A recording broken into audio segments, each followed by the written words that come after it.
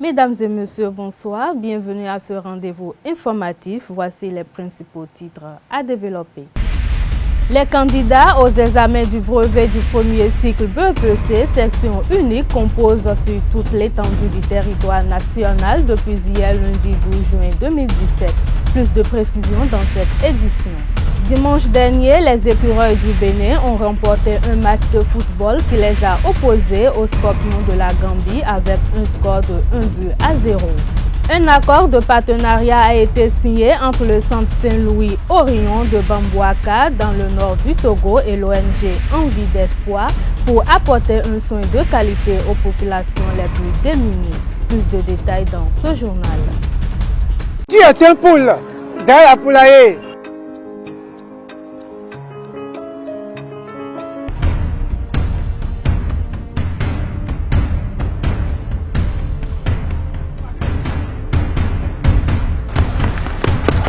Dis-moi, pourquoi détruire ce que l'État construit à travers le forage? Détruire quoi?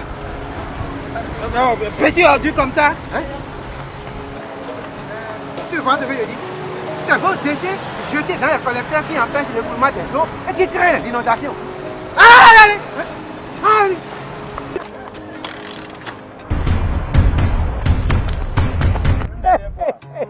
L'État nous les construit à travers le porade. Je les protège. Qui les protège et ils nous servent. Ceci est un message du projet d'aménagement urbain et d'appui à la décentralisation PORAD du ministère en charge du cadre de vie et du développement durable avec l'appui financier de la Banque mondiale.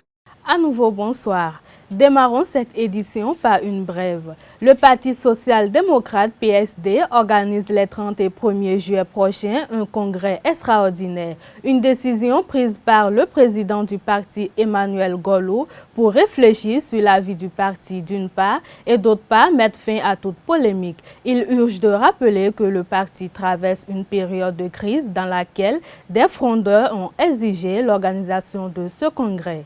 Depuis hier, les candidats aux examens du brevet du premier cycle composent sur toute l'étendue du territoire national. Du nord au sud du pays, les autorités ont pris toutes les dispositions pour que ces derniers composent dans de bonnes conditions. Après les premières épreuves hier, les candidats étaient plutôt satisfaits. Reportage. Communication écrite et lecture sont les premières épreuves auxquelles ont eu droit les candidats au brevet d'études du premier cycle ce lundi matin à Cotonou. À la sortie, la plupart d'entre eux sont satisfaits des débuts. Tout s'est bien passé le premier jour parce que les surveillants étaient présents, les épreuves venaient aussitôt. Ce matin, nous avons fait la communication écrite et la lecture. Pour moi, ça n'a pas été difficile. J'ai fait de mon mieux. Les épreuves étaient abordables. Moi, j'ai bien compris. Les épreuves que nous avons traitées aujourd'hui étaient très faciles et abordables. Néanmoins, les parents donnent leurs impressions sur le démarrage des examens. Contrairement aux années antérieures, on a vu l'échec massif de nos apprenants, ce qui n'a pas été du tout encourageant, qui n'a pas été bien accueilli dans le rang des parents, des éducateurs. Nous souhaiterions que cette année, que les choses s'améliorent et que davantage, qu'on espère plus une évolution, une nette amélioration par rapport aux années antérieures. Je pense qu'elle a bien travaillé. Elle m'a dit qu'elle a bien travaillé, que le sujet français là, que c'est abordable, qu'elle a travaillé. À la fin des examens, je veux que les enfants réussissent bien à l'examen, sinon c'est pas bon pour nous les parents. L'examen de cette année 2017 BPC a bien commencé au temps de fraîcheur dans la pluie et la pluie a commencé à 3h20 du matin. Donc quand je me suis venu ici, j'ai vu que il n'y a pas plusieurs personnes, mais les parents d'élèves tâtonnaient. Au contraire, il faudrait que les parents d'élèves viennent tôt. Il conseille aux candidats de rester concentrés tout au long des évaluations afin que les résultats de cette année soient meilleurs. Offrir des services de santé et de qualité aux malades du centre Saint-Louis Orion de Bamboaka dans le nord du Togo est l'objectif fixé par l'ONG Envie d'Espoir. Dans ce cadre, un accord de partenariat a été signé entre le centre et l'ONG pour la mise en œuvre des objectifs fixés. Suivez dans ce reportage la cérémonie d'inauguration du bâtiment post-opératoire et du bâtiment de radiologie.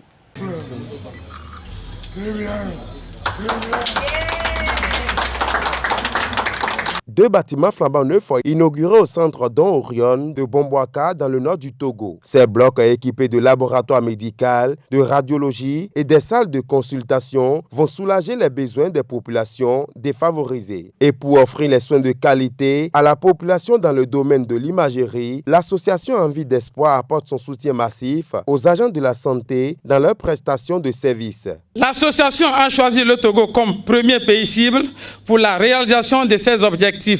L'ambition modeste de l'association Envie d'Espoir au Togo n'est pas de se substituer à la volonté politique qui continue d'agir avec les moyens dont elle dispose, mais simplement d'apporter un soutien aux efforts du gouvernement pour améliorer la santé de la population togolaise. Cette association a été créée le 8 mars 2016 par une partie de la diaspora africaine en France, très soucieuse de la santé des populations en Afrique. L'initiative de ce mouvement associatif en revient à Madame Agnès Kufi, technicienne supérieure en imagerie médicale à l'hôpital de Beaujon, à qui je veux ici rendre un hommage appuyé pour l'initiative courageuse et audacieuse. Ces deux joyaux ont été l'œuvre de plusieurs ONG, à savoir Chamba, Oasis et le soutien de la conférence épiscopale italienne. Ces associations contribuent à l'amélioration sanitaire des conditions des populations et favorisent le développement du milieu. Notre amour pour le Togo est sans faille et nous travaillons beaucoup en dehors de nos activités quotidiennes pour mobiliser du personnel qualifié et des fonds nécessaires pour les missions en vue de sauver les vies humaines. Ce joyau qui nous rassemble ce matin et qui sera béni tout à l'heure par Monseigneur est le fruit d'efforts conjugués en vue d'éliminer les risques et les tracasseries du post-opératoire. Avant sa réalisation, après la chirurgie, il fallait parcourir au moins 1 kilomètre pour hospitaliser certains patients. Maintenant, les patients sont sur place, cela facilite le suivi du post-opératoire et une meilleure prise en charge. Madame Agnès, la présidente de l'association Envie d'Espoir, est née à côté, est née à Boulougou. Donc, peut-être quelqu'un parmi vous la connaîtra aussi. Elle est contente de faire quelque chose pour les centres dans son village. Voilà, je pense que si nous tous mettons ensemble nos efforts, comme on a fait jusqu'à maintenant, si nous tous mettons ensemble aussi nos prières, comme nous souvent promettons de faire, le centre Don Orion de Bamboaka sera vraiment cette œuvre de miséricorde. Faire du bien à tous, du mal jamais à personne. Une liturgie de bénédiction suivie de la visite des bâtiments a mis fin à cette cérémonie. Rappelons que ce centre est créé à Bamboaka, dans la préfecture de Tandjouaré, dans la région des Savanes au Togo. Les écureuils du Bénin ont remporté dimanche dernier un match de football qui les a opposés aux Scorpions de la Gambie avec un score de 1-0. Un duel du Cuiron qui s'inscrit dans le cadre des éliminatoires de la CAN Cameroun 2019. Je vous invite à suivre les impressions de quelques fans du football à l'issue de cette rencontre. Mes impressions sur le match, j'ai vu que dans l'ensemble, c'est pas mal. Mais la Gambie, ce n'est pas une petite équipe, c'est une grande équipe aussi. Mais les nôtres, ils ont essayé de tirer leur épingle dans le jeu. Et puis, je sais que les prochaines fois, là, le coach va s'améliorer et puis tout ira bien. Et puis, la victoire sera à notre côté. On a joué. L'essentiel, c'est pour remporter les 3 points, d'accord. Mais jusque-là, franchement, on a rien fait. On a rien joué comme football. C'est pas ça le foot. Moi, je souhaite qu'on commence les championnats, justifier des joueurs, qu'on puisse commencer à avoir et tenter et compter sur une équipe nationale. Sinon, moi, avec ça, ce qu'on a joué tout à l'heure, là, ça, c'est pas le football. Vraiment, le CSR a bien joué. Si on a encore deux joueurs comme ça, au moins on va jouer comme ça. Au match d'aujourd'hui, mes expressions ne sont pas mal. Les joueurs ne sont pas débriefés, mais il reste beaucoup de choses à faire. Par rapport, ils n'ont pas de fond de jeu. Ils n'ont pas de fond de jeu. Ils n'ont pas beaucoup de ça pour faire l'entraînement. C'est ça qui ont beaucoup joué, mais au deuxième partie, ils se sont revenus un peu. Et c'est le résultat que ça a donné. Ce n'est pas mal, mais il reste beaucoup de choses à faire. C'est pas encore ça. Dès la première partie, ils n'ont pas fait le jeu, ils n'ont pas du tout développé leur jeu. Mais dès la reprise de la deuxième partie, ça s'est bien passé. On a vu un super but de l'international en s'essayant. Et on souhaite que la seconde match avec Algérie, ils vont faire plus que ça. Donc on va toujours les encourager. On ne va pas se décourager derrière eux, juste pour aller jusqu'au bout. On a de la taille et je pense que les coups de pied arrêtés pour nous, ça doit être des occasions de but. Et malheureusement ce soir, j'ai beaucoup péché là-dessus. Et voilà, je m'en veux un petit peu parce que je pense que j'ai la qualité de pouvoir mieux faire. Et voilà, il y a des matchs, il y a des jeux où peut-être voilà, ça passe pas. Ça a été le cas ce soir. Mais bon, à l'avenir, j'essaierai de faire le maximum de m'appliquer au mieux. Chercher des joueurs en équipe nationale, le mot est bien facile. Je pense qu'il y a des joueurs béninois qui sont à l'étranger. C'est une question de moyens et je l'ai dit dès le début, il y a des joueurs béninois, des binationaux qui ont envie de venir. Je pense qu'on a commencé à travailler, il faut nous laisser le temps et les moyens de les faire venir. Info Collecté a célébré samedi dernier la mai citoyenne, un creuset d'échange basé sur le réseau social WhatsApp qui a célébré la femme intellectuelle à travers un jeu de génie en herbe. Esaü TV y était et voici le compte-rendu. C'est à travers un jeu de culture générale, de génie en herbe, que le creuset dénommé Info Collecté a voulu célébrer la mère citoyenne, qui n'est rien d'autre que la femme qui s'intéresse à l'actualité socio-politique et économique de son pays à travers les réseaux sociaux. Poussoir à la main, les compétiteurs sont sur le qui-vive afin d'apporter en premier la réponse aux différentes questions posées. Question cinéma. Cinéma collectif aux deux équipes. Première question, qui réalise en 1980 le film Et Dieu créa la femme? Oui, Roger Badi, mais une très bonne réponse. Deuxième question, en quelle année a été créé le Festival de Cannes? Un jeu qui ne paraît pas anodin pour les membres de ce creuset d'échange, puisqu'à l'accoutumée, ils en organisaient très fréquemment, mais de façon virtuelle. Et je suis très honorée d'avoir pu vaillamment représenter les femmes cet après-midi. Voilà, toute ma gratitude va à l'endroit du promoteur et de l'administrateur principal du forum. C'est vraiment très bien, c'est une bonne initiative. Déjà, ça ramène le jeu, la culture générale et la femme intellectuelle au goût du jour. Montrer vraiment que les femmes ont quelque chose dans la tête, il faut les promouvoir. Je me sens une deuxième jeunesse. Je me revois un peu jeune étudiant ou plutôt jeune en terminale il y a longtemps. Je ressens certaines émotions que j'avais reçues en ce moment quand j'étais un féru du jeu génie en herbe. Et là, tout ça me revient, donc c'est une deuxième jeunesse. Je suis très content d'être là et c'est un plaisir pour moi de revoir tout le monde, Masley, Perrault et tout le monde. Une initiative qui s'inscrit dans la dynamique de forger davantage l'intelligence des amoureux de jeux de génie en herbe afin de compétir à l'avenir avec d'autres équipes issues d'autres forats.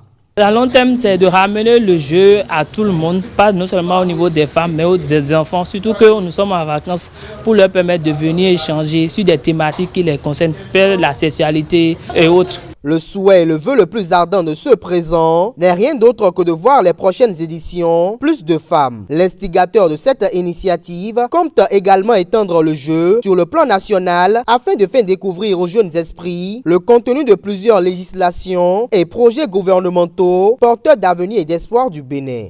Environ 451 000 tonnes de coton produits et égrenés, c'est le rendement issu des 5 dernières années dans le domaine de coton par les acteurs de l'or blanc au Bénin. Ce bilan a été fait lors d'une conférence de presse organisée par l'Association interprofessionnelle des motoculteurs. Suivez le reportage. Après plusieurs mois de retrait, les acteurs du domaine de coton sont sortis de leur silence. Une sortie qui a été faite à travers une conférence de presse pour faire le point des travaux effectués par les cotonculteurs depuis 2012. Nous avons procédé à la fixation d'un prix attractif d'achat de coton graines aux cotonculteurs et la fixation également d'un prix incitatif de cession des intrants sans subvention de l'État. Je dis bien sans subvention de l'État. La confiance est donc ainsi rétablie.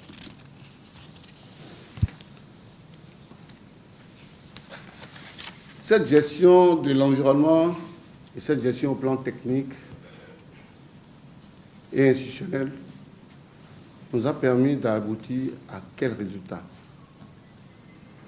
Parlons-en. Nous avons entendu les chiffres, ça et là. Aujourd'hui, nous vous donnons les vrais chiffres. Nous avons eu 451 000 tonnes de coton produites et égrenées.